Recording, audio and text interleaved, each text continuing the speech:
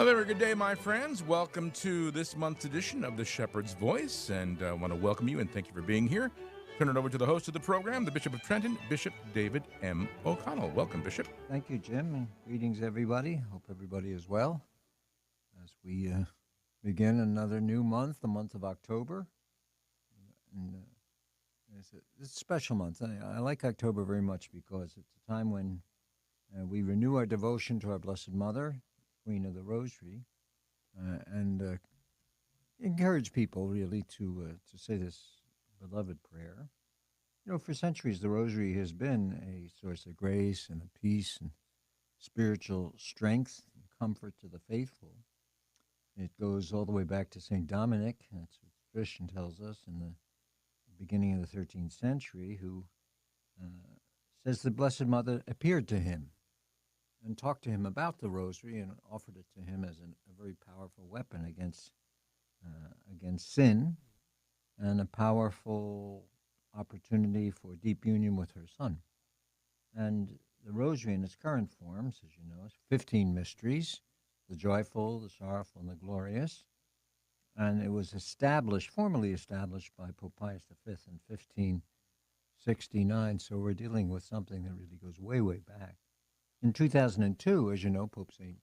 John Paul II added the luminous mysteries. He wanted to enrich the devotion, and he invited us to think about the public life of Jesus in these 5 mysteries. So 20 mysteries all told. And through every decade as we pray them, you know, we go through the life, the death, the resurrection of Christ, but we go through those in a special way because we see those mysteries through the eyes of the Blessed Mother, who was with Jesus in all those major moments of his life. This month, October 7th, we mark the Feast of the Rosary, and the entire month is dedicated to this beautiful prayer. This year, Pope Leo, at his general audience on September 24th, I think it's toward the end of the month, he called on all Catholics to pray the Rosary this year, every day, through this month, to have as our intention peace in our troubled world. This is something that really weighs heavily on his mind and heart. And the Pope said in that audience, you know, I invite everybody to pray the Rosary every day during the coming month, the month of October, personally, and pray with your families and pray with communities. And as we know, we look around the world, there's such terrible unrest.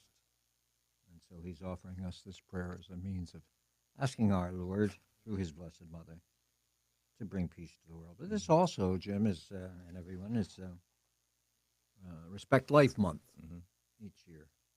We just celebrated at the cathedral in Trenton a Mass for Life. I celebrated that Mass, and Father Bishop Kevin Sweeney of Patterson preached a very nice homily.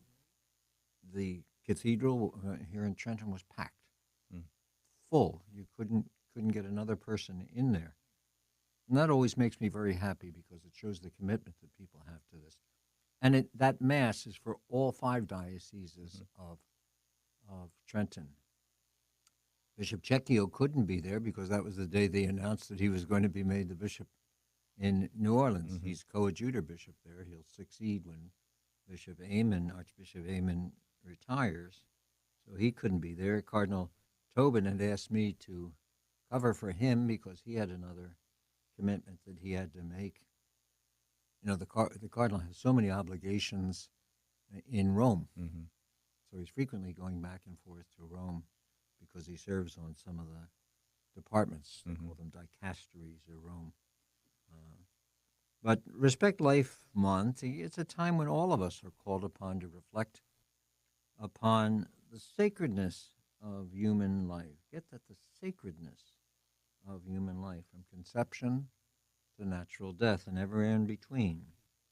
I think, you know, there's no better way to uphold the dignity of life than through the intercession of the Mother of Life, the Blessed Mother. The Rosary is that powerful prayer. And we think of life, we're thinking of many things. We're thinking of the unborn. We're thinking of the vulnerable. We're thinking of the suffering. We're thinking also of the victims of violence. There's no lack of that in our country, as we know. and the war. There's so many wars going on out in the world. We pray for the dying. We pray for the conversion of hearts and the healing of our culture, which is so very important. I myself, I pray the rosary every day. In fact, I just finished it right before coming, getting in the car and coming here. It's really one of my most beloved devotions. And I'll tell you, for me as bishop, it allows me to lift up to our Lord through his Blessed Mother's intercession all the many intentions that are given to me. You know, when I travel frequently around the diocese, sometimes I amaze myself as how far and wide I go during the course of the average week and month. But many times I will see parishioners will come up to me with tears in their eyes asking me to pray for their children, pray for their children's return to the church, pray for their spouses and others in their families who are sick or suffering, pray for those who have died. So many intentions are given to me. And, you know, maybe people sometimes say, oh, well, he just says it. I do remember each and every one of those intentions. Someone asks me to pray, and I say, I will. And the rosary to me, is a beautiful way to be able to do that. I encourage everybody, the clergy, especially religious, consecrated women and men, and especially our lay faithful, to embrace this prayer anew. You may have said it when you were younger or in other contexts and kind of let it slide. Pick it up again. Pick up those rosary beads, and whether you're young or old, a saint or a sinner, the rosary's for you. And if you're unfamiliar with the rosary, people listening and they're unfamiliar with it, Google it.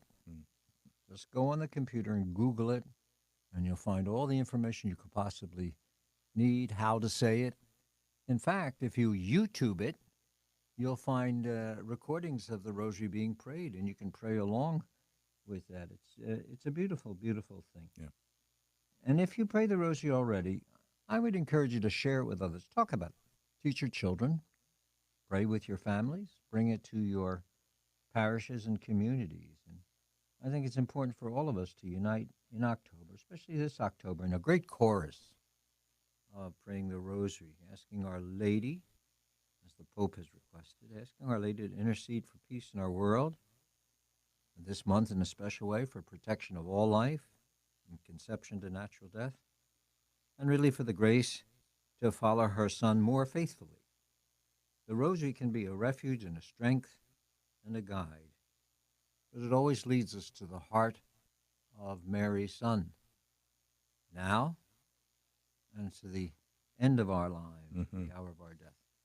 Amen. Amen. I'll make a little pitch, because we do broadcast the rosary 4 times a day here on the station. So 5:30 in the morning, 9:30 in the morning, 3:30 in the afternoon, and again 9:30 at night. And I always think, if people who are listening at the time, all the rosaries that are being prayed at the same time. Absolutely. You know, it's a great opportunity. So you're not just sitting in your room praying the rosary by yourself, but if you're praying along with us here at those times, you're praying with many, many other brothers and sisters.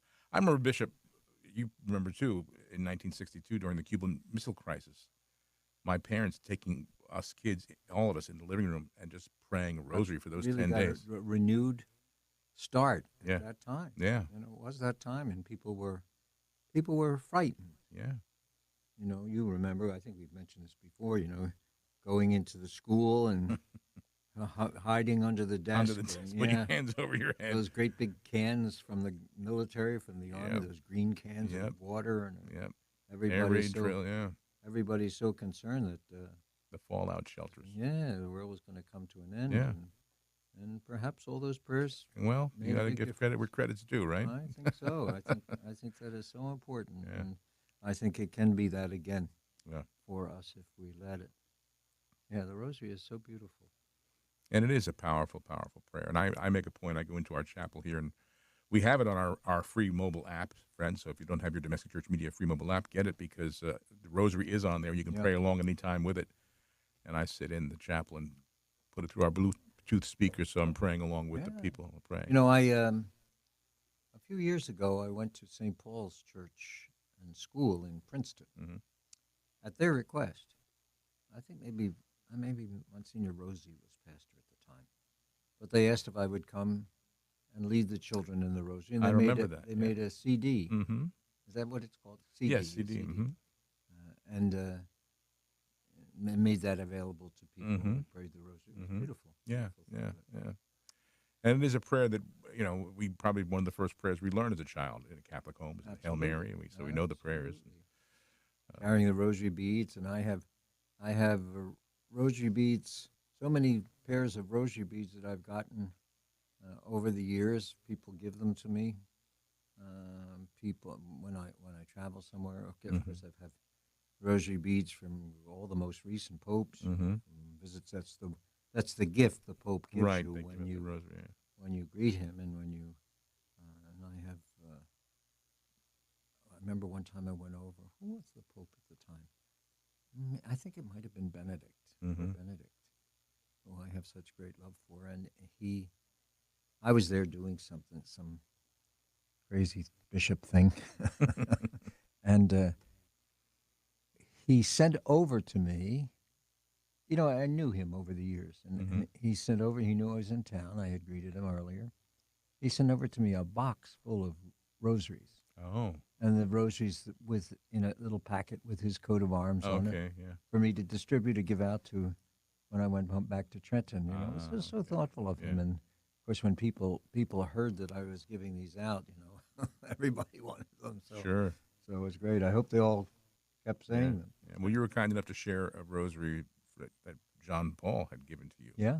With me here, and that's the rosary I pray in the chapel Yeah, every day. yeah, And I yeah. also we were given one when we met Pope Francis, and he gave us, Yeah, passed gave it. us So we have the Pope Francis rosaries in there too. So Yeah, we got Pope Francis, Pope John Paul. Pope. It's funny that those rosaries that I got from Pope John Paul. Did I ever tell you this story? no. So I go over. It's the first time that I have. I was at St. John's University, where I just gave a talk there this week, and went at that time. The Pope had a morning mass, Pope John Paul, and he would allow people to come to the morning mass. Usually, a lot of priests would come, and he'd have 8 or 10 priests. So after the mass, you went into the library, and his secretary, who was Monsignor Jevish at the time, now Cardinal Jevish in Poland, now retired, I think. You don't realize how time flies. I don't know. So you lined up in the library, and Jevish, he was a brilliant guy. He asked your names before mass, and he didn't write anything down. And then when the Pope would come by, he would tell the Pope, Wow. who you were. So he was going down the line, and I was standing there, and Jevish, Monsignor Jevish, this is Father O'Connell. He is from America. And the Pope just went, oh, America. I said, oh, my first chance to meet the Pope, and that's what I get out of it. And he handed me a rosary. But next to me was a young, newly ordained Polish priest and his mother and father. Okay. So I'm standing there, and I get the, Yeah. and they got the kiss and the hug, and they're all I'm Polish and sure. everything. I said, boy, but it was still. I met him a couple times afterwards. He certainly made up for it. That's Mm-hmm. for sure. Yeah. Well, that's funny. Yeah. Well, we got the month of October upon us. The leaves are starting to change. I was talking with someone the other day, someone in Washington, on my committee for education, and he and his wife are going up to New England Mm-hmm. this weekend. I thought it was maybe too early to see the leaves, but they apparently got It up there, yeah. leaves Yeah, are up there yeah. around. Mhm. Beautiful. Not so much around here, but it'll come soon. Yeah. Where I live, I'm in a wooded area. Mm-hmm.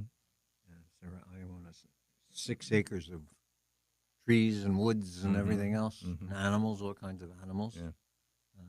And once the changing, it becomes so beautiful Mm-hmm. just to sit there and just look at. Yeah. Well, we too we're surrounded by Yeah, you're here. trees here, and there's when they're all at full color, and the sun is at an angle coming out of the west. It's like almost like lights are turned on. Yeah, It's it's amazing. beautiful. And you know what I always think about, Bishop, that's the process of their dying. Yeah, they're the most beautiful when they're dying, really, Yeah. in that sense, Yeah, because that's right. Because of soon enough they'll all be falling off the right, trees. And, right. But just all that those colors are just glorious. yeah. Did you ever find out what's next door? What's being built next door to you here? Oh, across the, I don't know What? what that is. It's on the. What do As you're going out, it's on the right. It's a Yeah, I don't beautiful know. building. They're brand new, and it looks like it's finished, but But they don't have any not, signs of what it is. I nobody's keep there. wondering I don't know either. because it's built in a kind of an It was a interesting way. township building. I'm assuming it still is, but I don't know what it's going to be used for. Yeah, It's nothing's in bigger. it yet. No, Yeah, no, see that. bigger. Yeah. Well, we'll find that out. Sorry, folks. I just wanted to ask that. Well, tomorrow is the feast of Saint Francis. Yes. You're one of the most beloved saints in the church, Mhm. Saint Francis of Assisi, born in the 12th century, late 12th, and lived and worked in the early 13th century in Assisi. He was the founder of the Franciscans and many, many varieties of Franciscans throughout the world. And he was the son of a wealthy family. It's interesting. Mhm. And he lived a good life as any rich young man would. But he somehow became enamored by the poor in the course of his Mhm. life and devoted himself really to serving the poor, rejecting, in a sense, all the opportunities provided by his family and his heritage, and did great things, wonderful things. We recognize him probably when we think of him, or when you see statues. You see statues on people's lawns Right. or in gardens. He's probably in the top 5 of favorite saints, I Yeah, think. I would say so. If he's not Yeah. at the top, he's certainly close to it. Yeah. But you always see him with birds, Yep. holding his hand with a bird Mhm. on it, or Mhm. and he is, I think, has really become the patron of the ecological movement. Mhm. As we have been pursuing that, the issue of climate change that comes up and all that goes with that, Mhm. and people look to him as their patron for that. But he's the patron of so many things. He's the patron of the poor. He's the patron of animals. He's the patron of so many different things. That's another thing you always see with animals and deer and all of this other Mhm. business. And a lot of parishes, I know that's certainly true in the Diocese of Trenton, on the feast of St. Francis or close to the feast of St. Francis, they invite their parishioners to bring their pets. Right. Blessing of the And then they have animals. the blessing of the animals and Yeah. the blessing of the pets. That's always Mhm. a beautiful thing. And being with you today, it gives me the opportunity really to wish our Franciscans. We have many Franciscans in the diocese, and they're just wonderful, good priests. St. Francis himself was never ordained a priest. Right. He was a deacon, Right. and he was ordained a deacon so that he could preach the Mhm. gospel, because Yeah. the law of the church restricts the preaching. And we have the Francis the Order Friars Minor at LBI, the St. Francis Parish there. Mhm. Beloved guys, Father Fernando Espino, and he's the pastor of that parish. Wonderful man, and so many others. We have in Point Pleasant the conventual Franciscans. Father Bob Schlageter, Robert Schlageter, is the pastor there, and actually, Father Schlageter was with me all 12 years at Catholic U. He was Oh. the chaplain. Mhm. He came with me to Catholic U, and Mhm. and then I left, and he left, and then he went off to somewhere to be a pastor and Mm. work for the order. And then, just by coincidence, a couple of years ago, his order said, "We're sending him to you as pastor." Oh. So I love having him. I don't see him Good. as much as I'd like, but Good. I wish him well, and his Mhm. confreres, his friars, and Father Mike Lorenzen, and down at what do you call it, Seaside, and that is kind of a little small retirement home that I established with the order Mhm. for Franciscans, for the conventual Franciscans. And of course, we have lay Franciscans, and we have all kinds of. We have sisters. We have the Yeah. Port Clares Mhm. in Chesterfield, and so I wish all of our Franciscans a blessed day, and I thank them for their prayers, for their witness, for their service in the Mhm. diocese. Yeah. Let's see. Coming up, Jim, we have this Sunday the Red Mass, and this is a mass. I usually say it every year, and sometimes I can't say it for one reason or another. But the Red Mass is a mass that's celebrated annually for members of the legal profession, Mm-hmm. lawyers, judges, staff, really to seek God's guidance and blessings at the start of the judicial year. And that's Mhm. usually the first Monday in October is the Mhm. tradition when the Supreme Court begins its new year. It's called the Red Mass because of the red vestments that are worn by the clergy. That symbolizes the flames of the Holy Spirit. It's Mass of the Holy Spirit. Those masses are always celebrated. The red vestments are worn at those masses. So it took on the name, the Red Mass. The Mass itself, it honors St. Thomas More. St. Thomas More was the patron of lawyers and invokes the wisdom and courage that we need in the legal profession in the pursuit of justice. The Mass, the invitation is sent out to judges, to lawyers, to public officials, to law faculties, and so on. Both the civil lawyers as well as the canon lawyers are invited to come. So I have that Mass down at St. Michael's in West Long Branch. Mm-hmm. It's at 10 o'clock on October 5th, this Mhm. coming Sunday. So Sunday, all are welcome. Later on in the same day, we have great tradition in the diocese, the anniversary blessings for those who've been married 25, 50 or more years. And in between, I mean, everybody's welcome to celebrate the sacrament of marriage and their time together. And that'll be at our cathedral here in Trenton on October 5th on Sunday, same day, at 3 o'clock. That's a Sunday Mass. It used to be just a blessing and a ceremony, Mm-hmm. but I said to the folks, I said, people have to go to Mass, and now Right. they're coming. Why not have the Mass for them Exactly. and make it a little bit convenient for Mhm. them? So we changed that, and that's great. And I have the opportunity to impart the blessings, and then we have some priests who will be present if people want individual blessings. We have 2 Sundays when we do this. Mm-hmm. This coming Sunday is for Mercer and Burlington County, and it will be held. The Mass will be held at the cathedral, as I mentioned. Then 2 Sundays from now, the week after Labor Day, Columbus Day, Mm-hmm. it will be held in the Co-Cathedral, and that will be for folks from Monmouth and Ocean County. Mm. The Mass itself, the Mass at the cathedral usually is not that well attended. You might get about 70 couples that would come, but the Mass at the Co-Cathedral is jammed. It's filled there, and it's just a wonderful way to celebrate the sacrament of marriage. Mm-hmm. So those who are out there, just come on down, and we'll be happy to give you our blessing. October 8th, we have in the diocese, although it's not a diocesan organization, it certainly is touches people in the diocese, the Interfaith Caregivers of Mercer County. Have you heard of that? That's No. a group that's been around for a while, and they have their. This is the time of galas. Yeah. So a lot of organizations are having their fundraising galas Right. end of September and the beginning of October before Christmas comes, and they have what's called their Shining Lights Gala, and that's on the 8th, October the 8th, and it's at Mercer Oaks between 6 and 9 o'clock, and it's ecumenical in nature, and people are certainly welcome to go to that, to get tickets and go to that.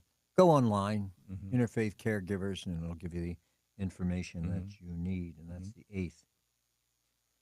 On October 11th, we have the 100th anniversary of the Trenton Diocese PTA, Parent Teachers Oh, really? Association. So this year, I think maybe the 30th gathering like this, I think. If not, forgive me. But that'll be over at the Co-Cathedral. Mass will be at 9 o'clock. I'll celebrate that Mass. And then it's followed by a nice breakfast, and they have a speaker, and they have A good opportunity for folks to get together and talk and exchange, I guess what you call best practices, what's going on in the different parishes. So folks are welcome to attend that. Then we have Columbus Day, a day off on Monday, which is great. I love, they used to jam up my schedule Yeah, right. with and I said, stop it. It's Columbus Day. It's a day off. Let people enjoy the day off. Right. And so we close the chancery on that day. Good. We have Catholic Schools Mass. Every year, this is a great tradition in the diocese. And it will be on October 16th. I think that's Thursday. It's at 10:30 at the Co-Cathedral. And then at that Mass, we invite all of the schools to send students, send representatives, teachers, and so on and so forth to come together. And it's a great celebration, great opportunity to celebrate Catholic schools. The Associate Superintendent of Catholic Schools, Dan O'Connell, he arranges it, and he does a wonderful job. It's a lot of work for him. This year, there's a little bit of a wrinkle in it, and that is because of the school shootings that have occurred and the notoriety given them. Yeah. Parents are a little bit edgy. Yeah. Understandably so.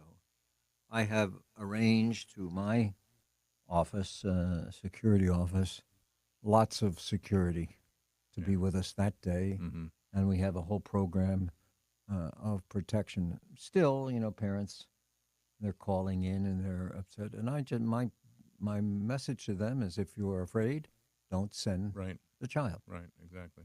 Don't send them. Yep.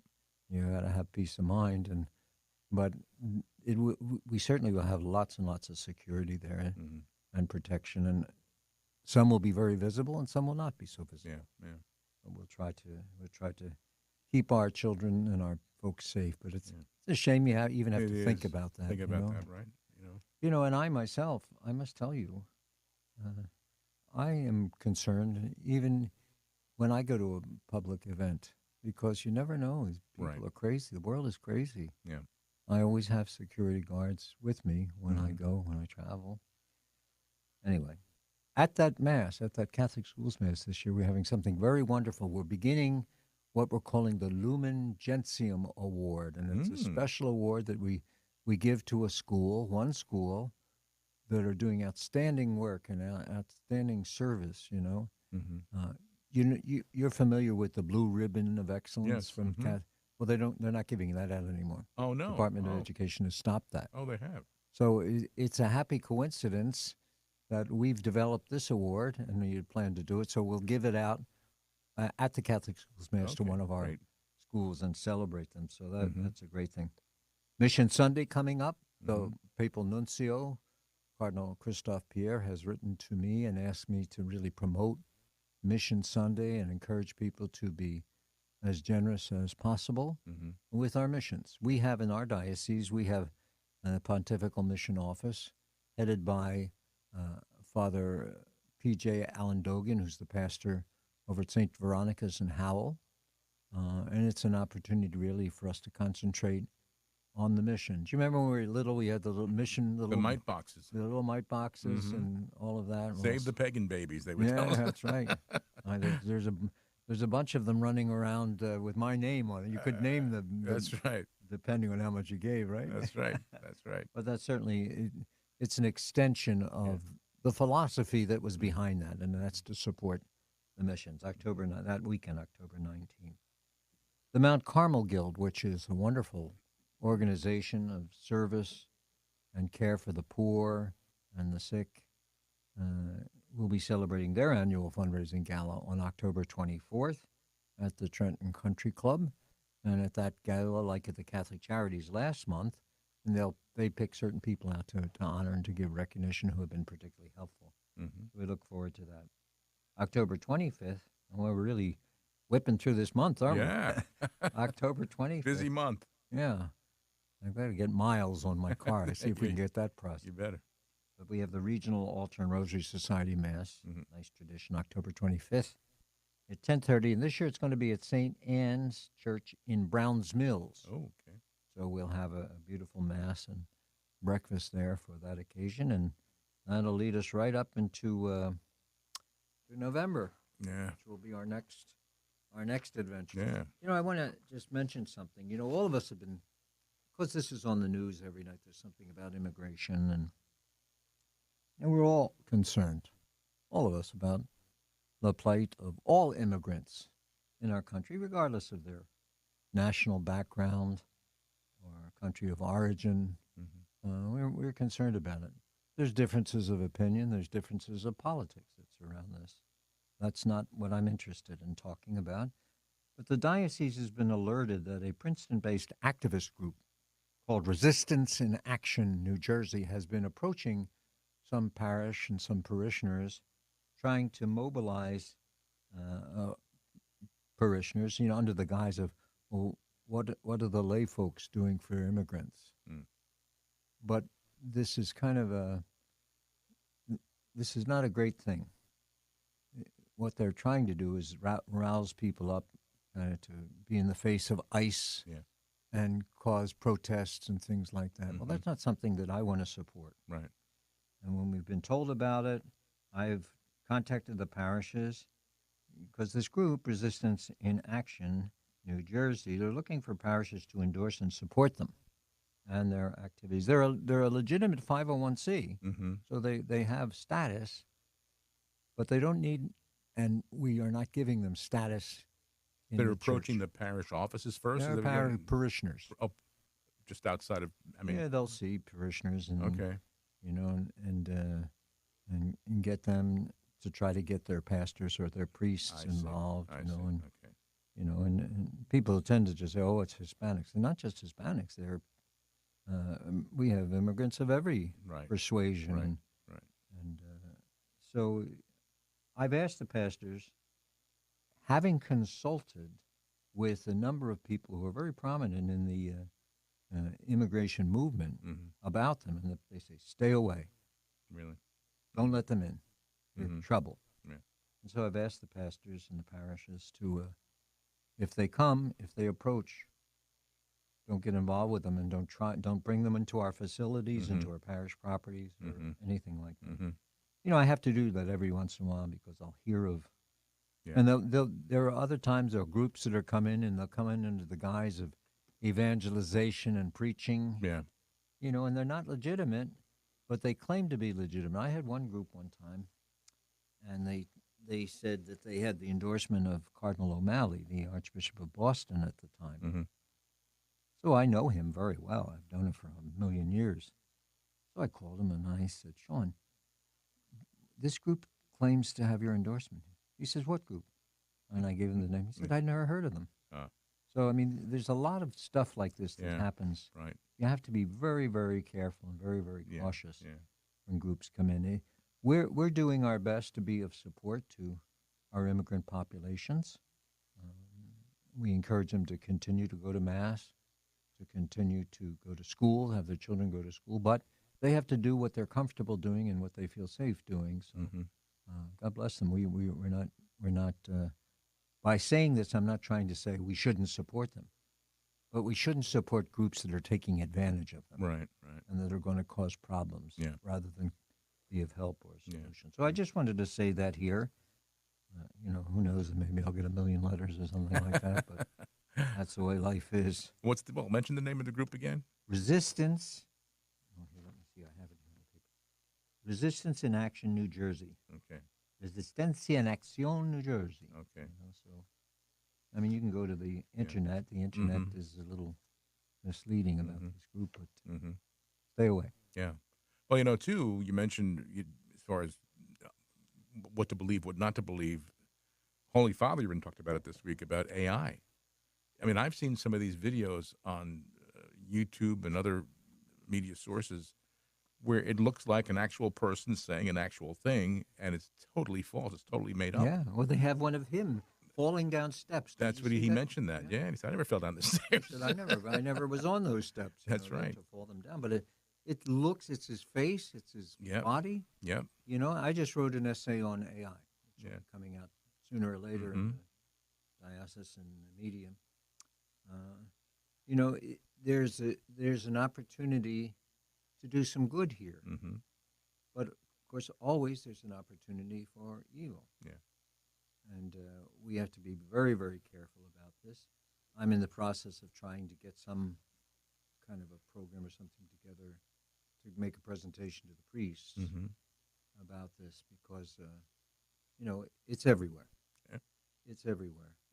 And it It's seems not. to have just exploded all of a sudden. It's all over the place. I mean, I don't know how they develop these programs, but my goodness. AI has no soul. Yeah. Yeah. Can't forgive. Right. It can't yield grace. Mm-hmm. It can't love.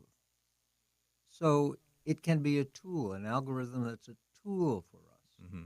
And as long as we use it as a tool, but never lose our own our personality and our Mhm. humanity, Yeah. we just have to be very, very careful of this. You know, I hear very dreadful predictions about how this could eventually just take over everything. And that's a frightening thought. Yeah. It can be useful. It's like when the Google first started. Mhm. Yeah. That was great because you could find out if you wanted information or you didn't know it, and you can go to the library and you don't have Right. you Google it, and then everything comes up about it, and you Yep. can learn. Well, the AI is the same. Yeah. You can find what's this AI? And there's another one. It's Chat GPT. Yeah, chat, and it can be useful. Even for us. We write something and we want to polish it up a little bit, and get some help from there. That's a good thing. Yeah, like a personal assistant. Yeah. But don't surrender to it. Right. Don't Well, that's the scary thing with young people, with children, especially school-age kids, that as far as writing essays and book reports and things, that they're not using their brains. They're just doing this Chat GPT thing. And they get- put it in and get Yeah. like a term paper or Yeah. something like Yeah. that. Huh? Yeah. And it's Yeah, just, I heard something about that, about someone's doctoral dissertation.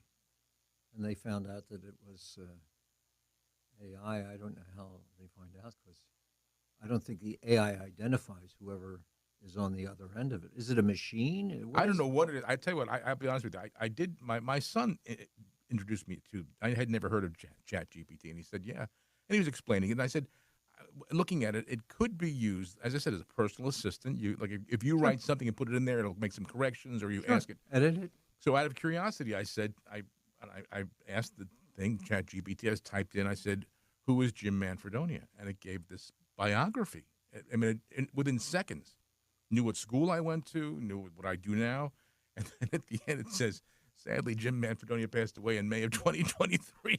I did the same thing. Great minds think alike. I put my own name in that. Yeah. And, I think, what can you tell me about Bishop David O'Connell? Yes. Mm-hmm. Of Trenton, Of because Trenton, there was right. another In L.A., yeah. O'Connell who died. And it did the same thing, but it was riddled with error. Oh, it was? Dates. Oh, okay. And, places. And it also said that I was dead. Okay. So Then I said, okay, I don't know how much. It's like the Twilight Zone all of a sudden. yeah, so it's not. And it does put a caveat on it, a disclaimer, Yes. It makes mistakes. Yes. So, Yes. that's So, important. but it was. So it's not- it got me down pretty good until the death thing. It's but not perfect, No. It's not perfect. No, I'm still here.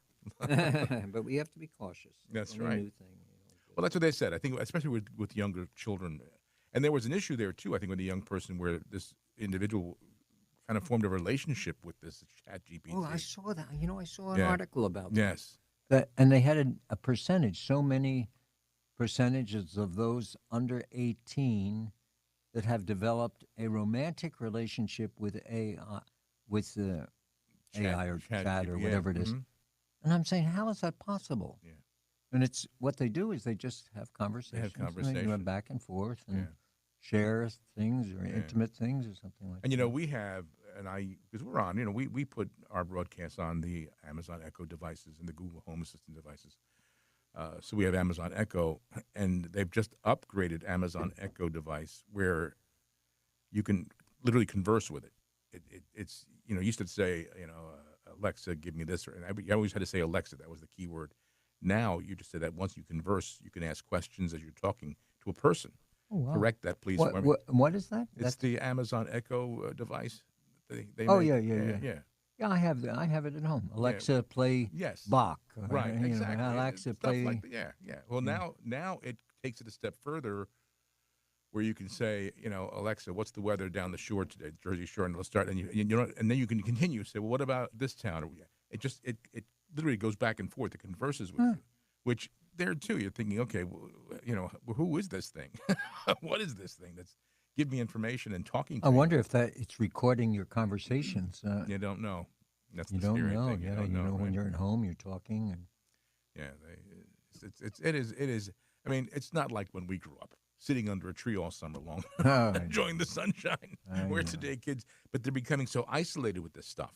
It's just them and the machine, the child, the young person, and the device. Well, that's not good. No, not at that all. is not Not at all. The I wonder social. if parents are getting concerned about Well, it. it's interesting because our oldest granddaughter, she'll be 9, and I asked my son, I said, do kids have phones? That they're in 2nd, 3rd grade? He said, yes, some of them do. Now, they wouldn't let her have a phone, but some of these kids are already exposed to this stuff at 8, 9 years old. Some parents won't allow. Yeah, no, my children to have son, no, they can't do that. a cell phone. On the one hand, you say to yourself, well, in the world we live in, that they would be able to have access to us, to the phone, and to us, their parents or to whoever. That's a good thing. But then, Well, there was a big thing about that. They were, I forget what school system it was, where they're telling the kids no more phones in school. well, in New Jersey, there's Was it- one very big school system. Well, what if I have to get in touch with my child? Call the office. And that's You know we what? did. You know what I heard? One of the schools did. They didn't ban them, but what they do is they have a box, Mm-hmm. and when you go into, Right. you put the phone in the box. Yep. And then at the end of the day, when you leave, or Right. your lunch period, Mhm. or whatever, you take the phone out. But you have to. You can't have it in the classroom. Right. While you're there. So, who knows? The whole world is. The world, it really is becomes more different every day Yeah. with all the things that are. And trying to keep up with it, and even on a spiritual level, as far as the church goes. I'm glad that our church does that. Like our Holy Father now, he's directly talking about AI and things. It's not like he's in a bubble. He's right there and he understands what's going on and making statements about these things. There is there's one there's something that's called Magisterium AI, Mm-hmm. and it's Catholic oriented and Really? doctrine and all of that stuff. Oh, really? I heard about it. I haven't used it, but I heard about it. Huh. Maybe I should try it after the show. I'll go home and see what it's all about. I mean, with stuff like that, okay, then that could be, as long as it's legitimate and you can trust it. Like I said I was doing my program and I was telling people, so many people will see something on social media and right away take it as fact. I know it. And then forward it, and it's like wildfire. And don't do that because you don't know where that's coming from, Really? what the source is, or what the truth is. We have in the diocese we have a Facebook. I don't have a Facebook account. Mm-hmm. So if I were to consult the diocesan Facebook, you'll get maybe 2 stories, and then it'll shut off and say, make an account. Mm-hmm. Well, and it was the same thing when I was in Washington when all this stuff was getting started. I forget what the name of the thing, but the kids were demanding that I be available, every minute of the day on this Yeah. crazy stuff, and just, I'm not that smart when it comes to technology. Mm-hmm. I know how to use it. I spend, honestly, unlike in the past, I would say 80% of the day is either on the computer or the cell phone, Right. answering messages or writing things Right. or Right. talking to people. Right. And that's a lot We're of so time. dependent on this technology. You become now. dependent on Yeah. it, really. Yeah. And I almost don't even remember what it was like not to have it. Right. Yeah. And Looking back. what do you do if you can't find your phone? People. I mean, I too. So where's my phone? Because Well, everything. That's a regular for me. I've left my phone in the shelf in the ice box. Oh boy. I've dropped the phone in the dishwater in the Uh, sink when I'm doing dishes. Wow. I did that one time. I filled the sink up, for the dish and the soap and all. Mhm. And then I went away for a minute, and I knocked the phone into the sink, and I'm hearing this ringing, and I'm looking for the phone. I said, where did I put the phone? I couldn't find the phone, Mm-hmm. and then I just happened to walk over to the sink, Yeah. and I saw it at the bottom of the sink. Crazy stuff. It is, but we're so dependent on it now. And as you said, it used to be, you want to find something out, you need some information right away. Got to go to the library, go find an encyclopedia, look it up. Yeah, it's right there. It's right there at at your phone. fingertip. Yeah. You know, I have by my chair in the TV room in my house. I have the, what do you call it? iPad. Mm-hmm. Is it iPad? Yeah. iPad. iPad. And it's iPhone. Yeah. But the iPad, and like I see someone on the TV, or I'll hear something in the news, and then I'll pick it up and I'll Google it, just to Right. find more about it, Right. something interesting. Yeah. You get the news. Yeah. Anyway. You know what? That's where we are right now, and and I too have read something I read a while back, but it said that by the year 2035, artificial intelligence will surpass the human brain. I mean, it'll take over. It'll become. How can that be? I don't understand how that happens. I have no idea. I wonder how I'm not like you, not very technological, but Yeah. how it happens, I don't know, and where it comes from, I don't know. But which is dangerous because again, it can be used for very good, but we know that the devil can get involved. I mean, this technology and the things that are available to young people. Something new, Right? the devil will be right there. That's right, and can use it. And in fact, I was talking to literally Monsignor Stephen Rossetti, who's an American exorcist. Yes, I know. Yeah, who said that the devil uses technology. I mean, he will literally get into it. I believe it. Yeah. Stephen Rossetti, Mm-hmm. was the last faculty member I hired at Catholic Oh, University. really? Before I left there to come to Trenton. Okay. Now he's a psychologist, Right, and right. a priest psychologist, and he's quite competent and quite good. He was the head of St. Luke's Institute in Suitland, Maryland, Mm-hmm. which is one of those places for troubled priests and religious, Mm-hmm. drinking Right. or whatever, some Right. sexual abuse, Right. some of these other things. And he was the head of it for many years. Mhm. And then he retired from there and came to Catholic U to work, and he was teaching there. Mm-hmm. And now he's taken a complete kind of a turn in his career, and he's focused on this deliverance ministry Right. and exorcism and all of that stuff. Yeah. I think he's written several Yeah, books. we had him on. He has a recent book, The Diary of an American Exorcist. He has CatholicExorcism.org, and he has actually once a month on YouTube a free webinar where he does a deliverance, prayer deliverance, prayer session. I had him come a couple of years ago. I forget when it was. God, now I'm here 15 years. I forget. 1 year melts into the other. Right. But I had him come talk to our priest. He wrote a book called Why Are Priests Happy? Mm-hmm. It's a great little book. And so he came and talked to our priest. Yeah. He didn't talk about this. He wasn't really that involved in this Mm-hmm. at that time. But he gave a great talk. He's a Yeah. good guy, a good Yeah. man, good priest. Now, is it true that every diocese has an exorcist? No. No. Well, I don't have one. You don't? No. And, many dioceses do. The Archdiocese of Philadelphia had someone appointed. Mm-hmm. The Diocese of New York had someone appointed. Would that be the bishop who would do that? Oh, yeah, it has to Yeah. be the bishop. Okay. I mean, it wouldn't come from Rome. Would be the Yeah, actual yeah. local ordinary. It has to be the bishop. Yeah. You can't have an exorcism without the bishop's approval. Mhm. And we get calls in the diocese. I wrote something up maybe about 11, 12 years ago, which I have handy and I give to our public relations and our media people. And it's what Rome requires for exorcism. And when people call, and they do call, we do get No, I believe it. lots Yeah. of calls. And I always say, I've noticed over the years, you get a lot of calls for exorcism around Halloween, Yeah.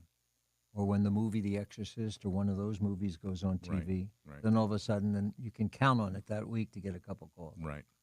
Some people just, like they'll call about their children, and the children is cursing or the child is doing something, and their first impulse is to seek an exorcist, Mm-hmm. and there's a process to be followed in, in an examination and evaluation, and I follow that very, very strictly. Mm-hmm. If I discern that the cause is legitimate, Mm-hmm. and I have only had one case in 15 years that I thought was a legitimate case.